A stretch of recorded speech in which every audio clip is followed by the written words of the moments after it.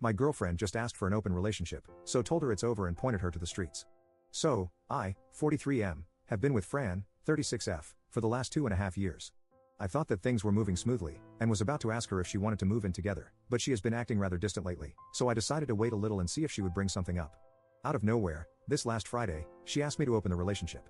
She gave me her big speech, and when she finished her presentation, I asked her if she already had someone in mind, because it's not like we decided today and are basically going out with other people tomorrow.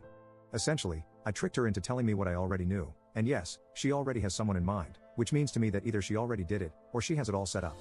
So I got up, and walked around the apartment while she was trying to sell the idea that this could be good for both of us in our relationship, and by the time she finished talking, I handed her one of my sports bags with all her stuff in it, and told her to leave the spare key on the table on her way out, that we are done, and she knows why. Then I went to the couch and turned on the TV, just trying to look indifferent and to save face. She was speechless for a while, about to cry, but before she could say something, I told her that I didn't want to talk about anything, and that she should leave. As soon as she left, I felt like crap, like I was so unworthy, and I started to cry a little. As of right now, I'm still mourning.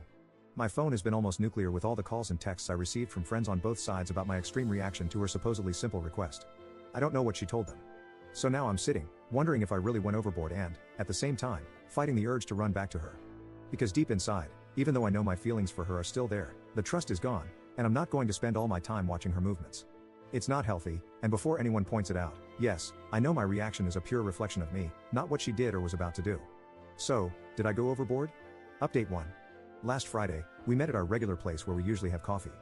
From a distance, she looked great, so great that I just wanted to forget everything that happened and drag her back to my place. It actually took a lot of restraint to not do it. When I got close to her, I noticed her sadness, and she still had her eyes irritated from crying. We sat, and before she could say a word, I asked her to tell me the entire story, and pleaded with her not to leave anything out. I needed to hear it all, and then I would ask her a few questions, needing the entire truth. The story was pretty basic. About 2 months before she asked for the open relationship, on her girls' dancing night out, they met this exotic, good-looking guy. During the first month, he was the new flavor that all the single friends in the group were trying out, which led to girls talking and sharing experiences. Eventually, this guy, who was having his way with all the girls around him, set his eyes on Fran, and began to flirt with her, taking her to the dance floor and having fun. Well, here is where she should have stopped things, because we had an agreement about dancing nights. She was supposed to stay away from any guys that made a move on her because, let's face it, we guys are always looking for something more, and it's pretty rare that a guy only wants to dance. Anyway, because of the excitement, she went for it, enjoyed the attention of this guy, and had a great time dancing. Looking at the timeline, this was around the time I noticed that Fran was becoming distant. Moving forward a few weeks, her friends were sharing more intimate stories about this guy, and it got into her mind. She found herself fantasizing about being with him, and he was trying to make a move on her too, but from what she told me, she didn't go for it because she was with me. Drinks and drunken friends are bad counselors, and once the idea of opening the relationship came out, they spent over 2 weeks chatting about how to convince me. They believed that because a long time ago, I had three-way intimacy and also swung a little, I should be okay with the idea of opening the relationship. However, three-way intimacy and swinging are things you do as a couple and out of pure excitement, at least for me, and it was a long time ago, in my early 20s. All this led to the day she asked me to open the relationship. She told me that she and her friends never thought that I would end the relationship at that moment, that the worst scenario would be me getting angry and saying no, so it shouldn't have been a big deal in just asking. At this point, I interrupt her and tell her that she should know better. We were together for over 2 years, and I always share my thoughts about everything with her.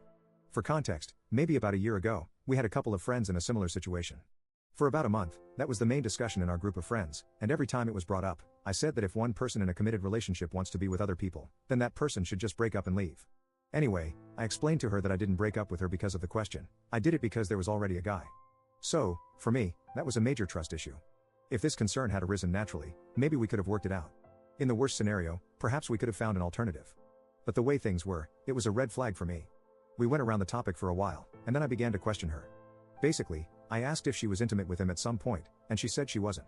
If she developed some feelings for him, she didn't. And lastly, if she has seen this guy again, and that was also a no. Even if that isn't much, it was a small relief, but I explained to her that I can't go back to her, and that I need to close this for my own health. Also, I told her that we share a lot of friends, and I don't want to lose any of them because of this. It wouldn't be fair to ask them to choose, so we should behave like adults and keep things friendly. Then she said how sorry she was, and that if she could, she would undo everything, but she knew it can't be done. She was about to cry, and I was too, so it was a good moment to ask for the check and leave. I walked her to her car, opened the door for her, and she started crying right then and there. I couldn't help but hug her. We stood there for about 10 minutes, and when she calmed down, she got into her car and drove away. I was in shock and didn't know how to feel, so I went home, grabbed my camping gear, and drove to the mountains, spending the entire weekend there to clear my mind. Early this morning, I was driving back to the city, and the moment my phone grabbed a signal, it got flooded with messages from friends and family, all worried because I basically disappeared without telling anybody. I texted back to everyone, telling them that I was okay, that I went out camping, and at the moment, I was driving to work. Also, I got a text from her, something along the lines that she feels that we are not over yet, and that she thinks I need time to leave all this behind me. She said she will wait in the hope of it. I haven't texted her back because I'm pretty sure I'm done, but experience has taught me to never say never. So for now, I'm going to take it easy, doing what I like, and see where things take me. Update 2. Hello, it's been a while, and I came across several messages. Some were asking what I was up to, others were giving advice and encouragement, and of course, there were those asking for an update. After almost a month and a half of grappling with the matter, I still didn't have things very clear. Fortunately, that's what best friends are for. I had a conversation with Clau and her husband Pete, my two best friends, and after a while of talking, they said, "You have to let her go. You know very well that in your head, you will always be wondering what happened and if you are really all that she wants. Regardless of whether that's the case, you'll never be sure." They also said something about how the only reason I haven't let her go is that I don't want to be alone, and to be very honest, all of that is true. I gave the situation a couple more thoughts that week, and then I went to talk to Fran. I simply told her that clearly, at this moment in life, we wanted different things, and it was better for each of us to continue on our own way without any resentments or bad feelings. I gave a clear goodbye, and she obviously didn't like what I said, and she got sad, but that's just life. She has to process her emotions, and I have to process mine.